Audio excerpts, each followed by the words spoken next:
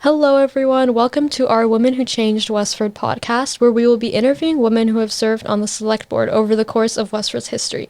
My name is Deepa Gautam. And I'm Alitza Koleva. And we are capstone students from Westford Academy working with the Westford Museum and Historical Society to put together this program in collaboration with the Westford Cat. Today we'll be chatting with Miss Madonna McKenzie. She was the first woman to serve 2 terms on the select board from 1992 to 1998. Welcome, Mrs. McKenzie. Thank you so much for being here. Thank you. We're going to start by asking a few questions. If you would like to tell us a little bit about yourself and what brought you to Westford. I got married. That brought me to Westford. My husband was going to MIT out here, and so after we were married, we moved out here. I came from Iowa, quite different in Massachusetts than it is in Iowa. We found a home. We lived in Watertown for a while in a condo, and then we found the house in Westford, and we moved to Westford, and we fell in love with Westford right away. What made Westford special to you? I think I really liked the people, and I liked the way the town was really put together, and so everybody had space, but it's still very. We still have so many plants and so many trees, and it's just a lovely place to live. What first got you interested in politics and then inspired you to run for select board? Well, before I did that, I was on the museum board when I first got here. That was the first thing I did, and I met some really wonderful people who knew so much about Westford. I still don't remember everything they told me, but they knew so much about Westford. And they were very, very kind. Then I was working with the schools because my children were in the schools. When I had one child in each level, I decided I'd like to try out for the school committee. Yeah. And I knew some of the people on the school committee. So I ran for school committee and I got elected. And I spent 6 years on the two terms on the school committee. And I chaired the last year. But that was a tough year. That was a year when the state was not able to give the town what it was supposed to be giving it that year. And so halfway through the year, everybody had to cut a budget. And it makes it more difficult if it's halfway through the year. But we made it, and we got it through, and every group in town, now that the schools didn't have people up having their new contract. When they did have their new contract the next year, all the other town boards the employees had all taken 0 for that year. And the school people, teachers, etc., decided that they would take a 0 for that year. Wow. So that was really, I was very, so very proud of them. Yeah. Because everybody took their turn taking a hit because the whole town got hit. So that was really special. And the school committee and everybody, they were all good. All the teachers were wonderful. Yeah. At that time, I know there was a lot of growth in Westford, a lot of families moving in. We started to have a lot of families moving in. Yeah. And it was after that when I left the school committee. It was, I don't know whether it was a year or how much, but then I decided I'd try for selectman. And I don't think anything particularly drove me. I just did. Yeah. I didn't expect to get elected, but I tried. But I did. What was that feeling like, getting elected to the select board? I was surprised. I was surprised I got elected. Yeah. I did very well, and I was really surprised at that too. But the selectmen were very warm, they're very encouraging and very helpful. It sounds like you've kind of taken up a lot of different positions over the years. What kind of drove you to keep going over the years? I have no idea, really. I just found it interesting. Yeah. And I hoped I was doing something good for the community. At that time, there have been so many, very few women select board members, and now there is a lot more women involved in politics, but at that time there wasn't.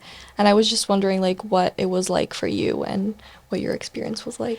Well, I did have people tell me that I was probably going to have a hard time. Yeah. But I didn't. Mm-hmm.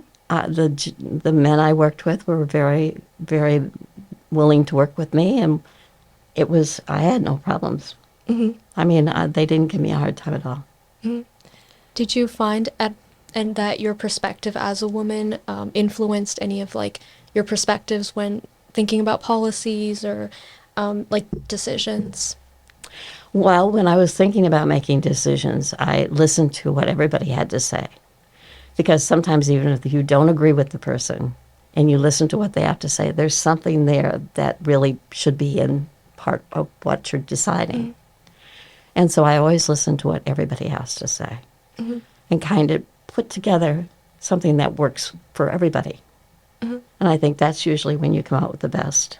I know before being on the select board, you were part of the school committee, and I was just wondering whether that experience kind of influenced how you viewed policies and things on the select board. Well, I knew what the process was, Mm-hmm. and I understood, and I knew that there was sometimes a little bit. Everybody was pushing for the money, and Mm-hmm. they, and everybody needed it, but it was hard sometimes. Mm-hmm. Some got more and some got less, Mm-hmm. and it was hard for the different departments to accept that.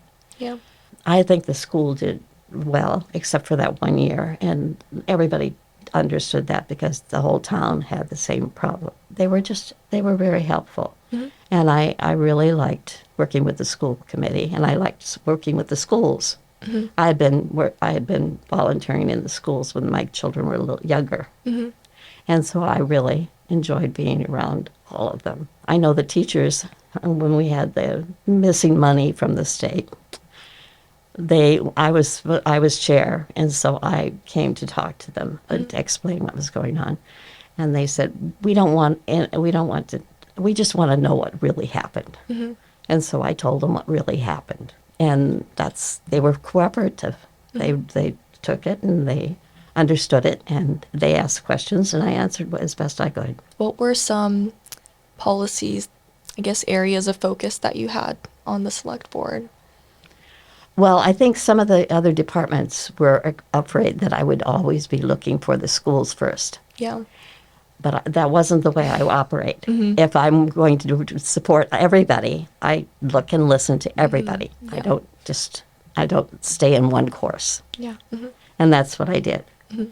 I think I surprised some of the departments, but they came back to tell me they appreciated it. Yeah.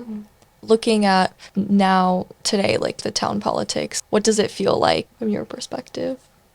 I don't think I really think that much about it. Mm-hmm. I think that they're doing a good job. I mean, they're trying their best. Mm-hmm. And I think that's what they always do. I haven't had anything to be very, very concerned about. I mean, it's helps. I feel bad when I know that they need the money and then it doesn't pass. I'm not sure how to change that. Mm-hmm. There are people who just didn't want, and part of it is because they're having difficulties too, financial. And so they're afraid to have things rise too fast because they can't afford it. So you have to know that everybody has their reason for what they're doing. Mm-hmm. And usually they're pretty good reasons. Yeah. Did being on the select board change your perspective in any way on the issues going on in town? I don't think so. I think I was already paying attention to that. I was fascinated by what we could do and that we actually got a voice because coming from another state, not every state has the same opportunity. Yeah. Some states where I came from in Iowa, you didn't have a chance. The towns didn't get anything to say. They put their budget in, and but they really didn't have any big voice. And people who were paying the taxes didn't have a voice at all until they went to vote, if it was an override. After the select board, did you kind of continue your involvement in Oh, yeah. Westford government? I've always been on some things. I was a member of Westford on other committees that were not in Westford as well. Yeah. CTI, for one, Community Teamwork Incorporated, which provides a lot of money for different programs in town. I was on their board for a few years. I did a few other things too. There were a lot of committees that they had for a short time to do something for one particular area, and I was on a few committees along the way. Yeah. What do you love most about being so involved in the community? I always felt that it was something I was trying to do for the community because I loved this really community and I wanted it to have the best that it could have. I know you also have been a member of the DEI committee. I still am. And so can you tell us a little bit about how you got into that and what you advocate for? Well, I believe everybody has should have the same opportunity. When I look at people, I don't think, well, where did they come from or who they are. I think they're people, they're here, and they're part of our community. I don't necessarily have any biases. And I think going out of the state and going abroad makes it better. And I've gone several places, and I always find that people are the same no matter where you are. I know you've been involved in like so many different committees. After your 2 terms on the select board, I guess how do you choose which committees to be involved in? Like, I'm not exactly sure. It's a committee comes up and I think, oh, I'd like to do that. And then that's when I apply. yeah, I don't always expect to get put on the board, but well, usually it ends up that if you're willing to help, they'll take you. yeah, So anybody who has an interest in helping probably will, if they apply, they will be accepted. What do you hope your legacy will be for the women of My legacy? future leaders of Westford? Yeah. I don't expect that I have a legacy. I think that when I was on the board for 2 terms, I think women decided that they could do it too. And I think that continues. Yeah. And I think that most people find that if they're interested in something, they can come forward and they can help. And so I think that's probably it. That's the only thing. I don't really feel like I have a legacy. There are so many wonderful people in this community who have done so much over the years. I don't think I'm even in that line. So I think it's fine. I think everyone chips in their own. I think they do. Yeah. I was very fortunate. I got to meet a lot of the people who had lived here for a long time. And they had so much information and were so generous in helping me. I really appreciated that. Anything else you want to talk about? Well, I know when I first was running for a selectman, a lot of the seniors and people who had been here a long time, especially the women, they kind of warned me not to do it. They kind of didn't feel that they were accepted in that area. But when I got on the board, I never felt that way. Yeah. I felt that we all worked together, and that worked very well. And I know it was all men. And I have to admit, there were a lot of times when I was a single vote Yeah. in opposition, but it didn't bother me to do that.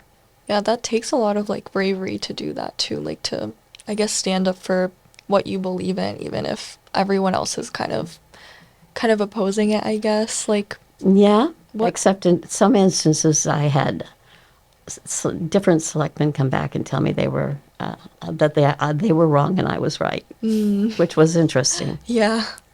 In those instances, like, I guess what pushes you to kind of like stand your ground? Like, how do you do that? Well, if I really believe that something's the right thing to do, I'm going to stand up for it. I guess it's just the way I grew up or something. I don't know. Yeah. I grew up in a very small town. Yeah. There were only 500. So it was a very small town. You knew almost everybody, Yeah. and that was the case. And I grew up on a farm, so I ended up spending a lot of time on a tractor out in the fields. Yeah. It gives you a lot of time to think about everything. Yeah.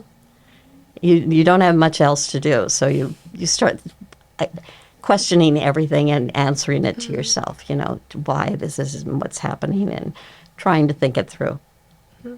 Have you always been like a curious person, and like have politics always kind of called to you, or is that something you kind of found later on in life? Or I think I probably found it later on in life.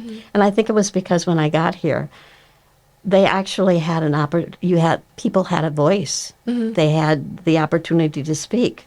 And where I grew up, that wasn't quite the case. yeah, Every state is a little different in how they run their state. And so you find a state that really everybody has an opportunity to speak out. And that was, to me, that was the best thing I ever saw. You could actually have a say in what your taxes were and what your government was doing. Not all states have that ability. And I think that's what interested me in it, is because they did have that ability. But people encouraged me to run. And I think that's part of it too. yeah, And people came, a lot of people I didn't know came forward and helped me campaign. really, And they helped me. They came and they said they would take it on, and they took it on, and they basically ran the campaign. I didn't have to do much of anything. But they were wonderful people, and I had not ever met them before. yeah. That's a little, to me, that was That's kind of really strange, cool. but it was interesting. What would you say to, like, I guess people that are aspiring leaders or want to get involved with town government or something like that? What advice would you give? I would advise them to, if there's something that they're interested that's going on in the community, that they try to become a member of that committee when they're looking for committee members. And usually committees are looking for new members all the time. And if they're interested, start there. And then you will begin to be able to do more. You always have to start somewhere. I was kind of curious, like, I guess we hear a lot about, like, campaigning for, like, president or something like that. It's just interesting that you had to campaign, like, in the town government. Like, that's so Oh, interesting. here you do. Yeah. You have to campaign. Yeah. I didn't feel very comfortable campaigning, but I Yeah. did it. What are some things that you kind of did on your campaign, I guess? Well, and when we first they had the trash and then the things that we're going to save and, and they had it over on some field, and you had to go there and put your stuff in the bin, and you didn't have somebody coming around and picking it up. And that's where people campaigned. They campaigned there. I did, when I first was running, have one gentleman tell me I belonged in the kitchen. Oh my God.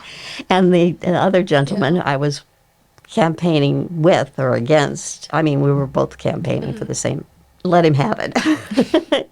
Gave him a talking to, Yeah. which was very, very nice. I think it's really interesting that you were saying there's people that you didn't even know that were campaigning on your behalf.